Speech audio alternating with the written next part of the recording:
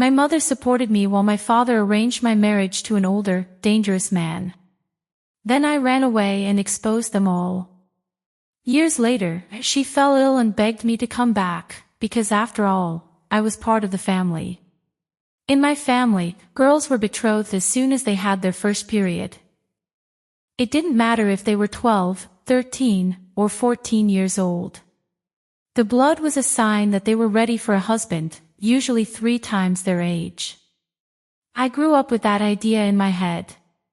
Then, for a while, it didn't seem so absurd until I turned 11.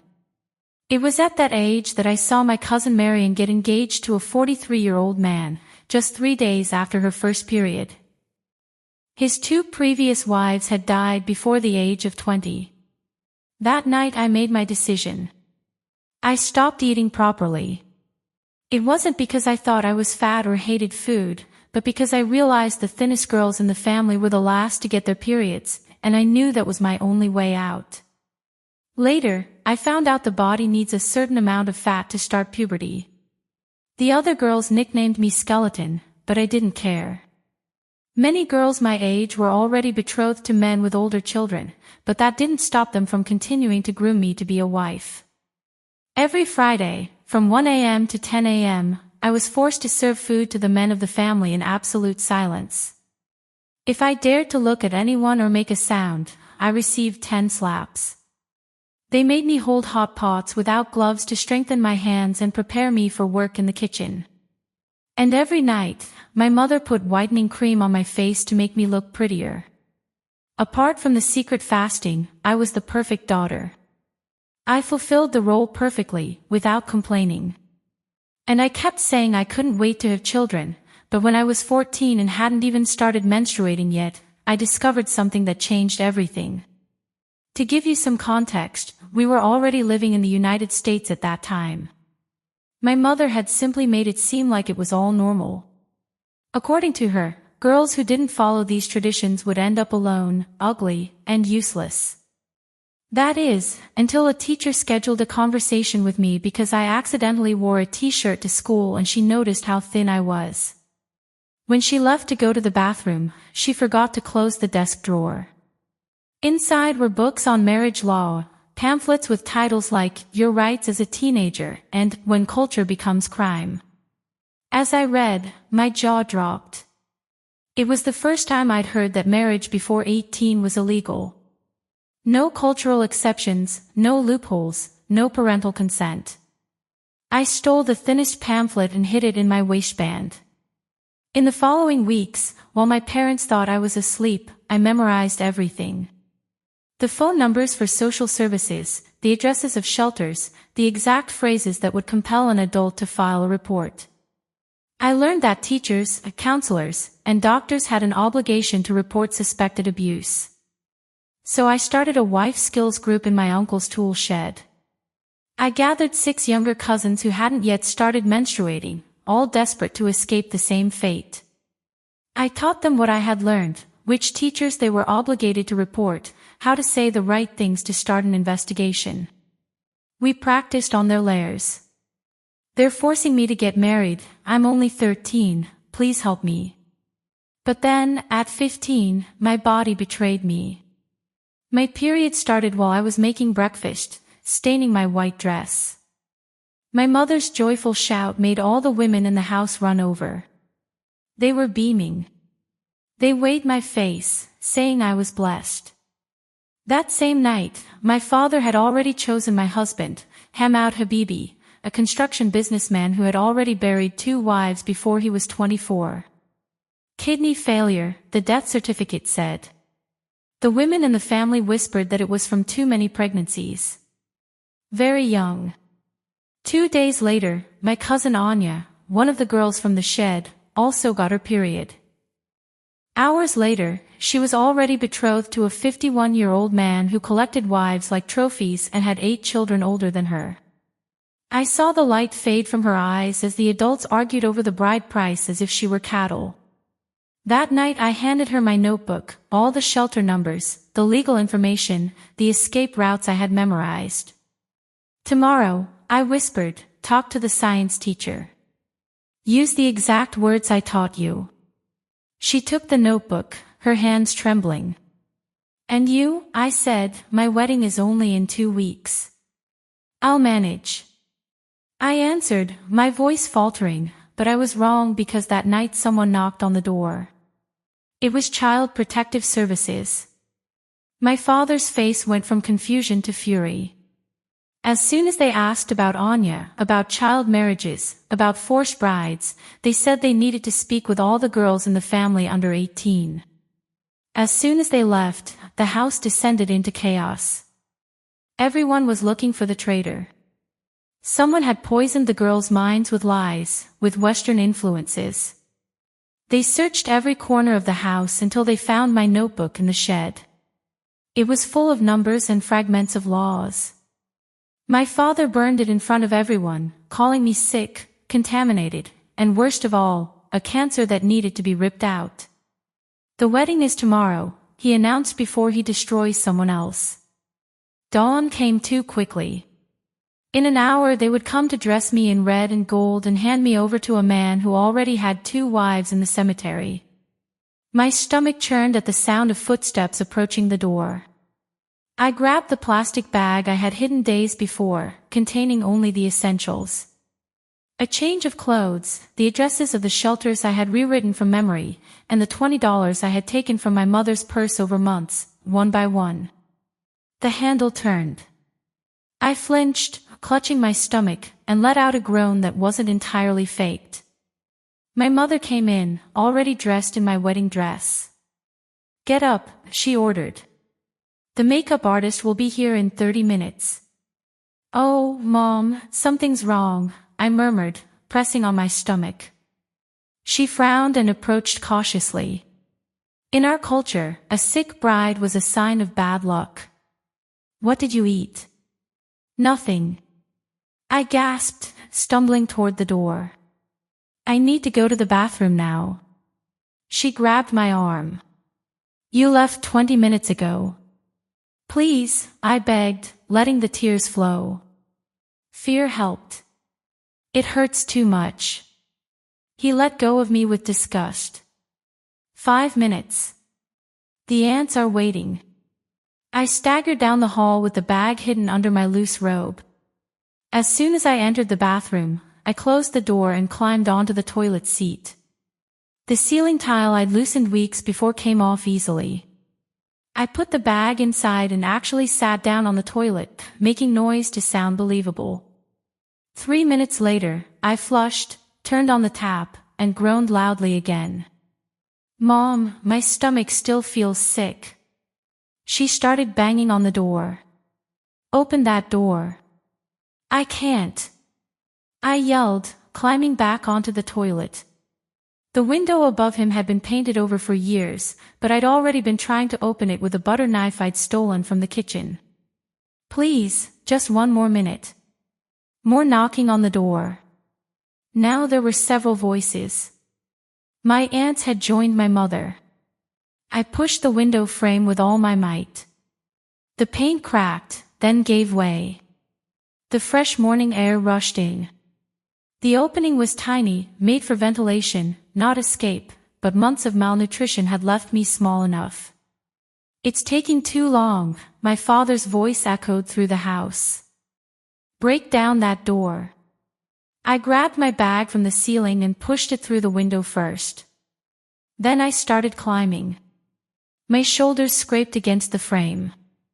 The door shook as bodies hurled themselves against it. My hips locked.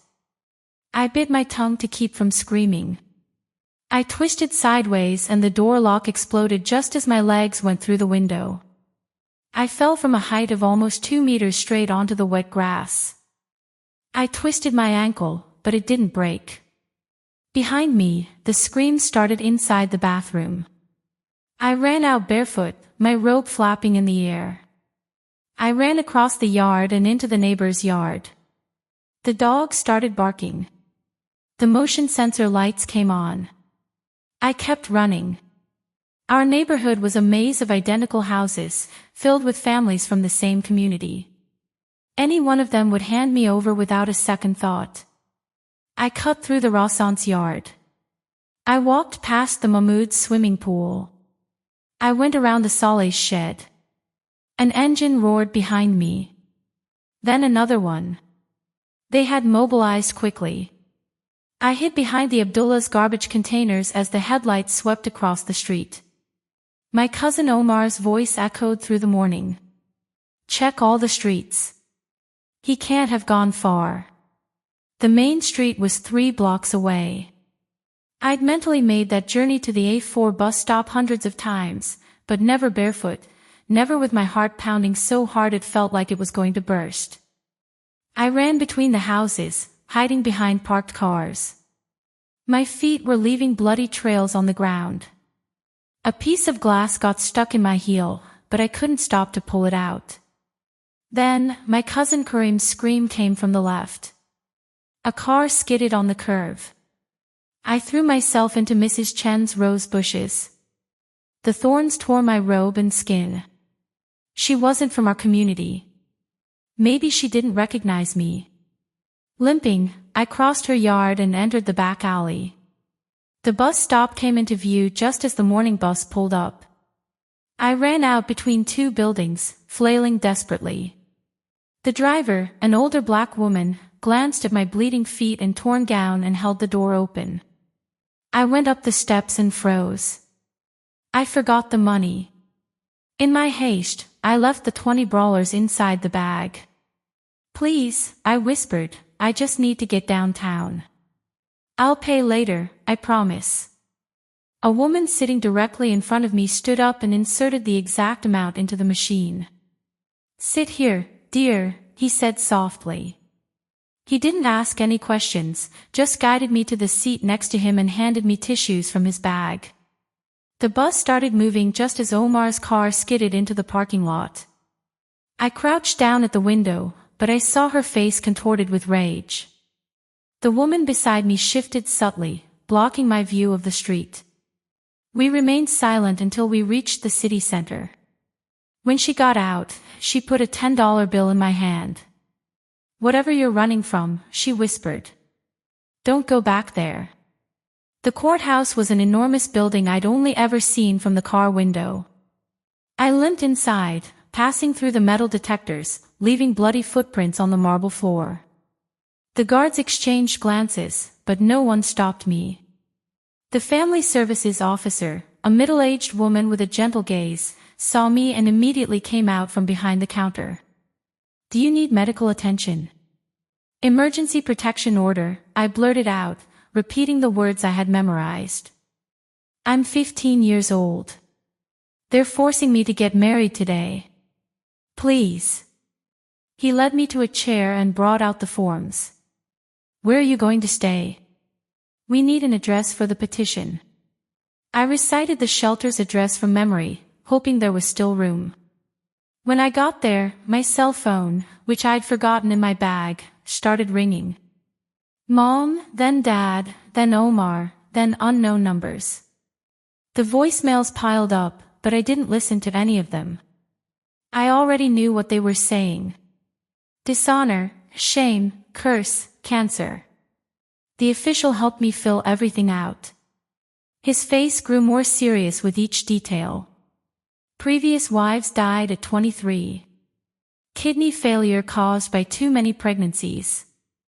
Forced marriage. Ceremony scheduled for today. Wait here, she said, disappearing into the background. I returned with a judge who read my petition right there in the reception area. Granted, he said. Emergency protection order effective immediately. The full hearing will be in 2 weeks. I grabbed that piece of paper like it was my lifeline and headed for the exit. The shelter was 12 blocks away. I managed to walk 3 steps before remembering that I might not have room. I called, I said. My fear was confirmed. We're completely full, said the voice on the other end. Can we put you on the waiting list for Thursday? Thursday, 3 days away. I had nowhere to stay for 3 days. That's when I remembered Professor Rodriguez, who had shown me the brochures, and how she'd left the drawer unlocked that day. Maybe it wasn't even an accident. 3 buses and 2 hours later, I was standing in front of Jefferson High School. It was Saturday. It should have been empty, but his car was in the parking lot. I'd already noticed he showed up on weekends, silently grading exams. I found her in the classroom with a red pen in her hand and a stack of essays beside her. She saw me and dropped the pen. Oh my God. She circled the table in seconds, looking at my injured feet, my torn gown, the restraining order in my hands. Sit down, don't move. She returned with the first aid kit from the school infirmary and began cleaning my feet. Only then did I begin to cry. Real tears for the first time, not the fake ones in the bathroom. They were going to force me to get married today. I'm Sarah. He's already had 2 wives who are no longer here. I got the order, but the shelter is full. I have nowhere to go and they're looking for me. She picked up her cell phone. Social Services emergency line. They have to get you to safety, but the voice on the other end of the line wasn't very helpful. 15 years old. We need more evidence of immediate danger. A protection order based on accounts is not enough. She suffered physical abuse, Ms. Rodriguez said. She has glass in her feet. From running so much, barefoot, covered in cuts. Self-inflicted injuries sustained while fleeing don't count. We need proof of abuse by the family. My cell phone rang again. This time it was the teacher herself who answered. Hello. His face went pale. Mr. Habib. No, your daughter isn't here. What? No, she. I heard my father's voice over the loudspeaker. Calm, polite, the tone of a businessman. The same one he used to convince the world that he was a respectable man. She's sick, he said. She has mental health issues. She needs medication. We're very worried. The teacher hung up immediately. How did she know you were here? My cell phone, I said. Of course, they were tracking my location. Erase everything, she said, performing a factory reset. Now, while I was erasing the phone, she made more calls. Social services, supervisors, assistants, public defenders. They all said the same thing. Without immediate physical evidence or something more concrete, they couldn't do anything. That's when we heard car doors closing in the parking lot. Stay quiet, she whispered. Footsteps echoed in the hallway. Several male voices were speaking in Arabic. Then, in English. We know he's here, my father shouted. Her cell phone showed this location. She's sick. She needs help. They tried to turn the handle. They tapped gently at first. Then, harder. I'm going to call 911, Mrs. Rodriguez said quietly. But I stopped her hand. Wait, let me try something first. I rolled up my sleeves and showed the round marks from training with hot pots. Then, the bruises from that morning's fight, when my mother tried to force me into my wedding dress. Finally, I lifted my robe just enough to show the belt marks on my back, the result of years of Friday morning punishments. Her hands trembled as she took pictures with her phone. Why didn't you ever show this to anyone? Because it was normal to me.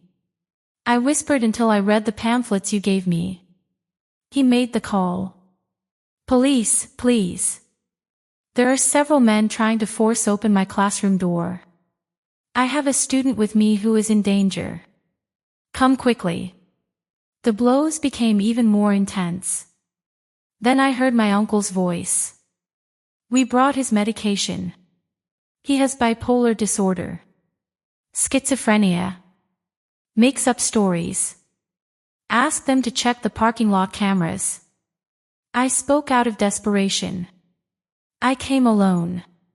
If they brought medicine, it's because they already knew where I was. Ms. Rodriguez called school security and quickly explained everything.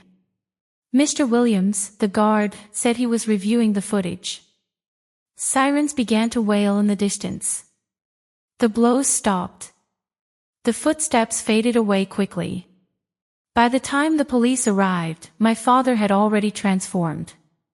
The angry man who had been trying to force doors disappeared.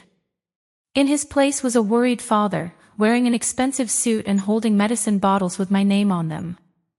"Thank God you're here," he told the officers. "My daughter is very ill. She's delusional. She makes up horrible stories about the family." The police separated us for questioning. One stayed with me and Mrs. Rodriguez. The other two went to talk to my father and uncles in the hallway. "She never took any medication," Mrs. Rodriguez insisted. "I've been her teacher for 2 years. Look at these wounds." The police officer looked at my feet. "The cuts and bruises could have been self-inflicted," he said hesitantly. "If she's in crisis, check when those medications were purchased." I spoke suddenly. "If I'm so sick, why am I not in the system? No consultations, no psychologist." Mrs. Rodriguez opened her laptop. "I have essays from her, several texts about family traditions, cultural expectations. I had saved them all, each text where I hid the truth between the lines, writing about cooking classes when in reality I was burning my hands, about wedding preparations when I meant punishments for eye contact." The policeman read, frowning with each paragraph. Meanwhile, Mr. Williams arrived with the video footage on his cell phone. It clearly showed my father and my uncles, already carrying the medicine bottles. "Anya," I said suddenly. "Call Anya Manzer. She also filed a report, she knows everything." But when Mrs. Rodriguez looked for Anya's family, she discovered they had moved out of state that very morning without a new address. My cell phone was off. My father must have sensed he was losing ground because the mask slipped. He started speaking rapidly in Arabic to my uncles, gesturing wildly. "What are you saying?" the police officer asked. "Call the family's lawyer." I translated, and he also said that the dowry is non-refundable. That was his mistake, mentioning the dowry. The policeman's gaze hardened. "Sir, what dowry?" My father's face froze. I misspoke. "My English." "Your English seemed excellent 5 minutes ago," the policeman remarked. The next hour passed like a blur. More police officers arrived. A supervisor from the Child Protection Service, CPS. Someone from the public prosecutor's office. My father wavered between threats of legal action and speeches about family honor. My uncles appealed to religious freedom and parental rights, but the evidence mounted. The essays, the injuries, the forged prescriptions, the videos, the emergency restraining order I had obtained that morning. "She's a minor and has made consistent allegations of abuse and attempted forced marriage," the CPS supervisor stated. "We're going to put her in emergency protection immediately." My father exploded. He advanced toward me shouting in Arabic about dishonor and curses. 2 police officers restrained him as he made threats about what happens to girls who betray their own families. Mrs. Rodriguez held my hand as they led him away. The emergency relocation coordinator arrived in 20 minutes. A tired woman named Margaret, who was clearly exhausted from her weekend break, called for medical attention as soon as she saw my feet. "We need to clean those cuts properly," she said, helping me into a wheelchair. "That glass needs to come out before it gets infected." Mrs. Rodriguez squeezed my shoulder. "I'm going with you to the hospital. You are not alone." The emergency room was full. Saturday afternoon, the hospital was full of accident and sports injuries. A nurse attended to me quickly, identifying the glass lodged in my heel and several cuts that needed care. Meanwhile, Margaret was making calls looking for openings. "Yes, I understand they're full," she said on the phone, "but it's an emergency removal for attempted forced marriage. No, she can't go to a regular home. Yes, she needs a specialized facility. All the calls had the same outcome: no space, no place, no options for high-risk cultural cases. Mrs. Rodriguez paced back and forth in the small, curtained area. There has to be somewhere. Safe houses, women's shelters, they're all full, Margaret sighed. Weekends are the worst, and cases like this. She lowered her voice. Often, families try to rescue the girls. We need a safe place. The doctor arrived to remove the glass, applied local anesthesia, and began the delicate work. I bit my lip, not from pain, but from fear. Every minute without space was a minute my family gained in finding me. Wait, Mrs. Rodriguez said suddenly. I know someone, a retired nurse who worked with the district secretary's office. She's done emergency relocations before. Margaret's eyes lit up. Do you have a certificate? Let me call. The teacher left and returned a few minutes later with a slight smile. Theodora Nguyen. Valid registration and experience with cultural transition cases. You can receive it tonight. A huge sense of relief washed over me as Margaret began the paperwork. The doctor finished bandaging my feet and prescribed antibiotics to prevent infection. Just as we were about to leave, my cell phone vibrated with a message from an unknown number. You've dishonored the entire family. This isn't over yet. I showed it to Margaret, who immediately made the registration. We're going to change your number, she said. And you'll have to be careful with social media, any way they can track you. The drive to Theodora's house took about 40 minutes, passing through unfamiliar neighborhoods, far from my old community. Mrs. Rodriguez stayed in her own car, refusing to leave until she was sure I was safe. The house was simple but well-maintained, with security cameras everywhere and a high fence surrounding the property. Theodora greeted us at the door. She was a poised woman of about 60 with an attentive gaze and delicate hands. As soon as she saw my bandaged feet and my exhausted face, she made a quick, expert assessment, typical of a nurse. Come in, dear. We'll get you settled. The interior of the house was cozy and warm, very different from the cold marble and gold finishes of my parents' house. He showed me a small room, but it was locked from the inside. It's for your peace of mind, he said simply. The windows have alarms and motion sensors all around. You're safe here. Margaret finished the paperwork while Mrs. Rodriguez helped me unpack my small suitcase. Before leaving, my teacher placed a card in my hand. It's my personal number. Call me anytime, day or night. I barely slept that first night. Every passing car put me on alert. Every shadow could be an uncle or cousin coming to drag me back. Theodora found me at 3 a.m., sitting at the window looking out at the street. They came for the last girl too, she said quietly, sitting down beside me. 3 brothers and a father were standing right there at that gate, demanding I return their property. He gave a dry smile. The police take less than 2 minutes to get here these days. I made sure of that. Sunday was spent planning security. Theodora helped me set up a new cell phone, with a number known only to her. Margaret and Mrs. Rodriguez. We went over scenarios. What should I do if someone approached me? How should I change my routes? Which neighbors could I trust in an emergency? We need to enroll you in a district school tomorrow, he said.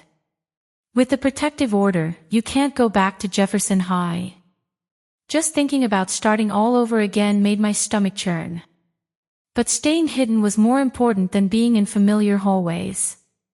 Monday morning brought the first test. The doorbell rang at 6 a.m. On the security monitor were my aunt and 2 cousins, each holding a container of food and looking feigning concern. We know he's here, my aunt said into the intercom. We just want to talk. Your grandmother is very worried. Theodora didn't answer. She only called the police non-emergency number. Yes, the individuals mentioned in the protection order are on my property. Thank you. They left before I got to the patrol car. But not before one of my cousins held up a little sign for the camera. We love you. Go home. The manipulation had begun. That afternoon Margaret called me with news. Your father hired a lawyer. They're alleging parental alienation and demanding your return. They can try, but with the protective order and CPS's involvement, it's unlikely they'll succeed. Even so, you need to prepare to fight. Flowers arrived on Tuesday. A giant bouquet at the door with a card. Our hearts are broken. Please forgive us. With love, Mom. Theodora photographed everything before throwing it away. She documented everything. She reminded me of every contact, every attempt. I started at the new school on Wednesday, enrolled under special conditions that kept my records confidential. The guidance counselor, aware of the situation, assigned me a support partner and arranged for me to have lunch in the library if I wanted. We've had similar cases before. It reassured me.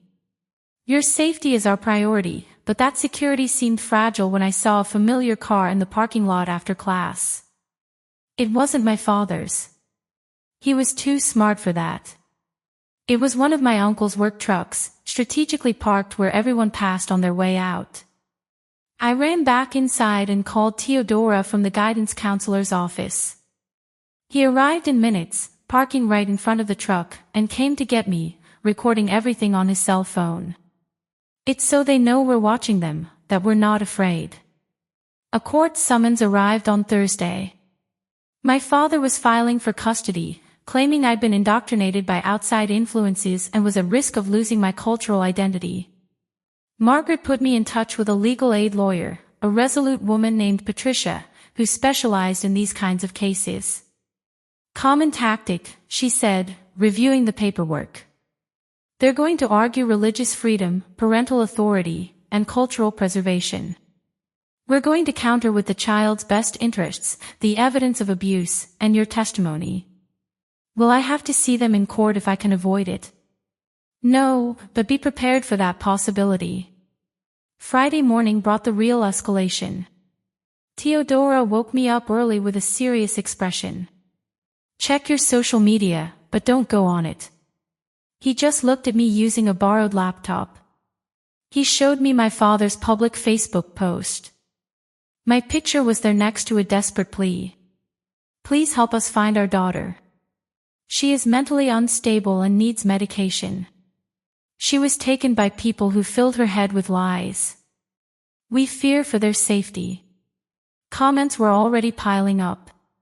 Family, friends, and acquaintances were offering prayers, and community members were sharing the post. Some were even offering rewards for information. This is witness intimidation, Patricia said when we called her. He's trying to control the narrative. We'll have to respond carefully. But the damage was already done. That afternoon the post had already been shared hundreds of times. My photo was circulating in community WhatsApp groups with messages about the sick girl who needed help, and then came the worst betrayal. One of the girls in my wife's skills group, my younger cousin Marth, whom I tried so hard to protect, posted a video in response. Sitting stiffly next to her mother, she recited clearly rehearsed lines. She told horrible lies about our family. She said our parents were bad. She made us afraid of our own culture. Please, if you see her, help her. Bring her home. She needs help. My heart broke seeing Marth's empty stare, knowing the pressure he must have been under to record that. Theodora hugged me while she cried. They're using everything you love against you, but that doesn't make what you did wrong. An unexpected visitor arrived on Saturday. The security camera at the door showed a young woman I didn't recognize holding an envelope. I'm from the law firm, she said. I have documents for the minor. Theodora became suspicious. Leave it in the mailbox. I'll pick it up later. But when the woman turned sideways, I recognized the profile and gasped. It was my cousin Sarah, 3 years older than me, wearing a wig and formal clothes. "Don't go outside," Theodora warned. But I was already at the window. Sarah looked up and our eyes met for a second. Her mask fell off and I saw the tears. Then she composed herself. She put the envelope in the mailbox and hurried out. The envelope contained a series of photos. My grandmother looking frail. My little sister on her birthday with my empty chair in the foreground. My mother crying while cooking my favorite dish. Each image chosen precisely to evoke guilt. But the last photo made my blood run cold. It was Anya back. Who knows where they hid her from? She was with her parents, wearing an engagement ring. Her eyes were completely lifeless. On the back of the photo, someone wrote, "She came home. She's happy now. You could be too." "They brought her back," I whispered. "They're going to force her to marry him anyway." When we told Patricia, she swore. "This complicates everything. If Anya takes back what she said, she won't," I affirmed. "Look at her eyes. She's terrified." "Fear doesn't count if it's not spoken aloud," Patricia replied seriously.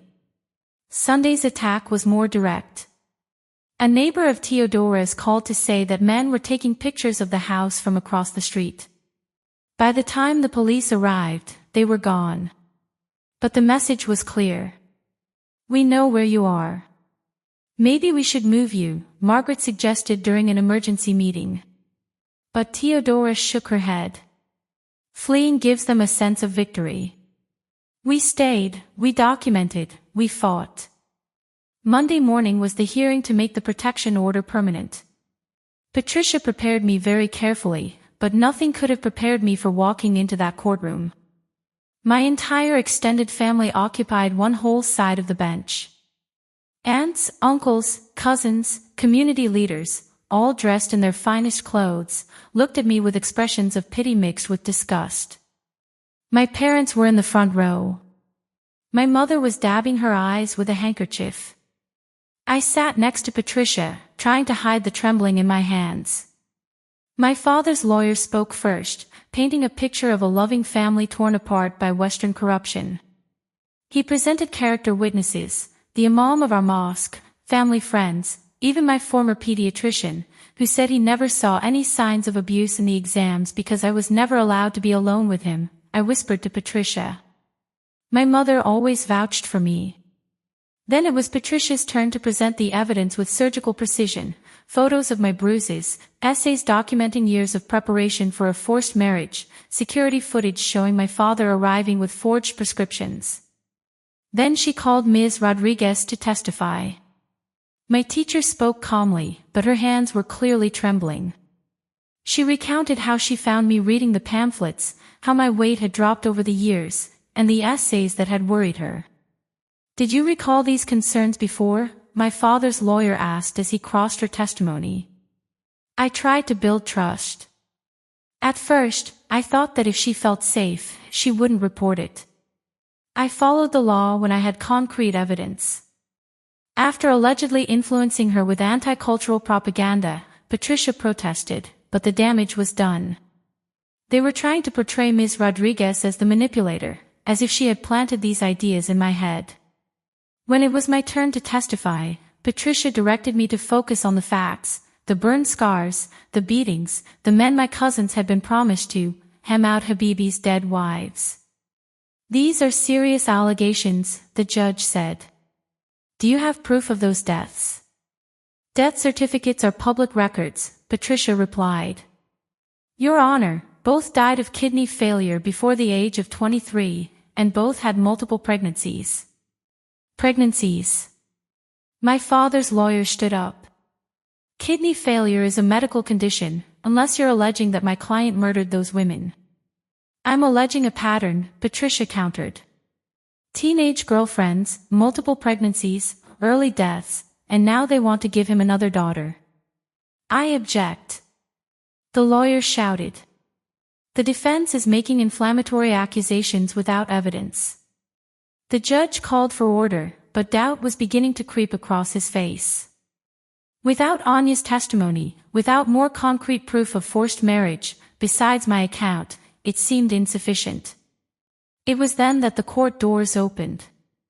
A woman entered accompanied by a young CPS assistant, perhaps around 25 years old, wearing a hijab and walking with a slight limp. "Your Honor," the official said. "This witness has relevant information for the case." My father stiffened. My mother let out a loud sigh.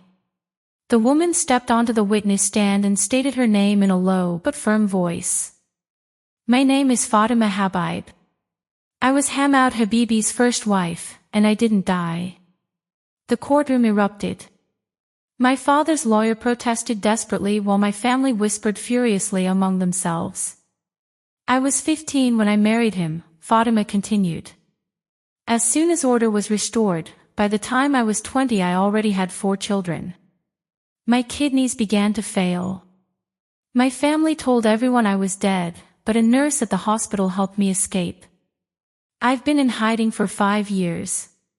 She looked right at me. "When I saw the Facebook posts about you, I knew I needed to come. I couldn't let him do to another girl what he did to me." "What did he do to them?" the judge asked. "It was devastating. Pregnancies very close together, attacks when I didn't get pregnant quickly enough. My family knew, but chose to preserve their reputation instead of my life. They preferred to say she was dead rather than admit that their daughter had abandoned her husband," she concluded. "That's what awaits girls who try to escape, death or oblivion." My father's lawyer tried to discredit her, but she brought medical records, reports of her injuries, proof of kidney damage, even photos of the fake grave the family had created. When the judge delivered the verdict, there was no doubt. The restraining order would be permanent. My parents would have no further contact with me. Any violation would result in criminal charges. My father stood up as we were getting ready to leave. "You are no longer my daughter," he said in Arabic. "You're dead to us." "Sit down, sir," the judge warned. But my mother also stood up, removing her hijab in a gesture of total rejection. "We no longer have a daughter. She died today." Leaving that courthouse was like walking through fire. The family members turned their backs as I walked by. Some spat on the ground, others muttered curses. But Fatima gently held my arm. "You're not alone," she whispered. "There are more like us than they'd like to admit." Outside, Teodora was waiting for us with the car running. As we walked by, I saw my family gathered on the courthouse steps, my father on the phone, gesturing angrily. "This isn't over yet," Patricia warned. "They're going to try other tactics. Stay alert." And he was right. Within days, the harassment changed form. Since they couldn't contact me directly, they sought other means. They hacked into my old social media accounts, which I had already deactivated, and reactivated them with posts about mental health issues and pleas for help. They edited photos of me to make me appear unstable and spread them across social media. Shops where Teodora used to shop began refusing to serve her. "We don't want any trouble," one of the shopkeepers said, embarrassed. "You're the foster mother. Her family is influential." Then came the lawyers, this time not criminal lawyers. Civil lawsuits for defamation, emotional distress, alienation of affection. All unfounded but costly to defend. "They want to break us into surrender," Patricia explained. "It's a common tactic." But the worst came through other girls. Videos began appearing online, from cousins and family friends, describing how I had corrupted them with dangerous ideas. Each testimony was carefully rehearsed, painting me as a manipulator who seduced vulnerable girls. "She said our parents wanted to sell us," one of my cousins told the camera. "She made us afraid of our own family." She acknowledged the forced nature of her statements. The fear in their eyes. They were girls I tried to save, now being used as weapons against me.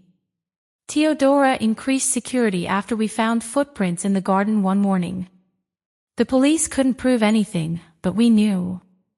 Someone was watching the house. Maybe you should consider the witness protection program, Margaret suggested during a particularly tense week.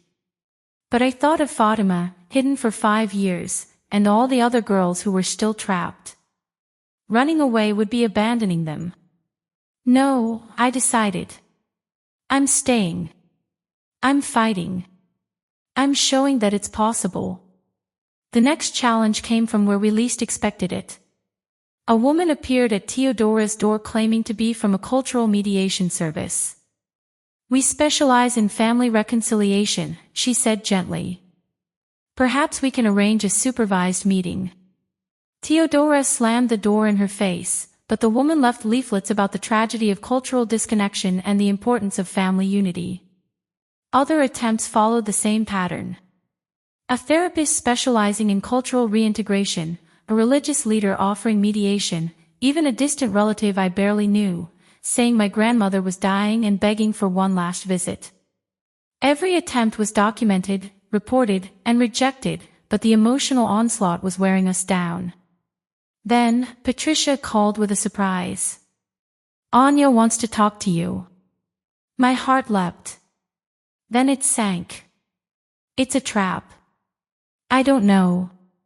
He contacted me through his own lawyer. She said she had something you needed to know. We arranged to meet at Patricia's office with security present. When Anya walked in, I barely recognized her.